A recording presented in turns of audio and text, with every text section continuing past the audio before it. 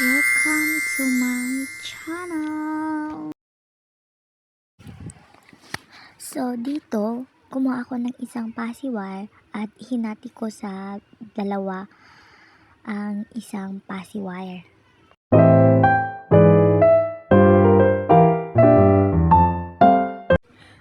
So, ang pangalawa kong ginawa, kumuha lang ako sa mga nahati ko kanina ng 3 piraso, then iha-half ulit, tas kumuha ulit ng isang malaking pasiwire at ilagay sa gitna nun, then i-arrange lang para maging maganda ang kalabasan ng petals ng yung mga bulaklak. Then, i-fold lang ng ganyan, tas i-arrange ulit para mas maganda. Then dito naman ilalak natin siya para maging matibay. Then i-arrange ulit para mas maganda ang feather ng ating bulaklak. Ganyan lang i-fold, then yan. So ito na nga lahat ng aking nagawa at dapat 5 ganito. Dito naman, gagawa tayo ng ilalagay yung nasa gitna. Kumuha lang ako ng ganyan. Then, depende na sa inyo kung ilan ang ilalagay nyo. Sa akin kasi 5. Then, ganyan. I-fold lang natin siya at i-arrange.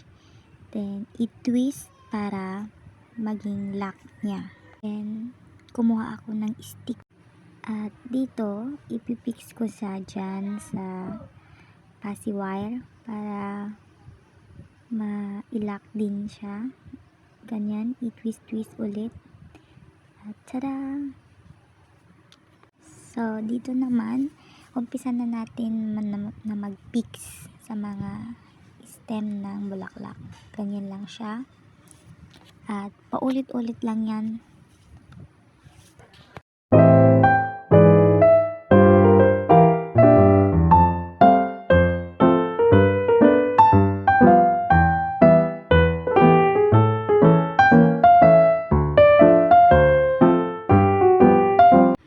So, dito maglalagay ako ng glue sa gitna para pandikit ng ginawa ko kanina. Ganyan. I-arrange mo lang siya para hindi siya malaglag o matanggal. Ganyan.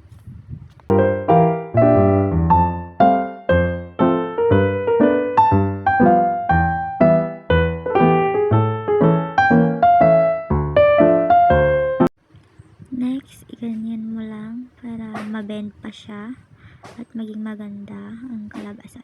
So, ganyan. Fast forward, ito na nga lahat ng aking mga nagawa.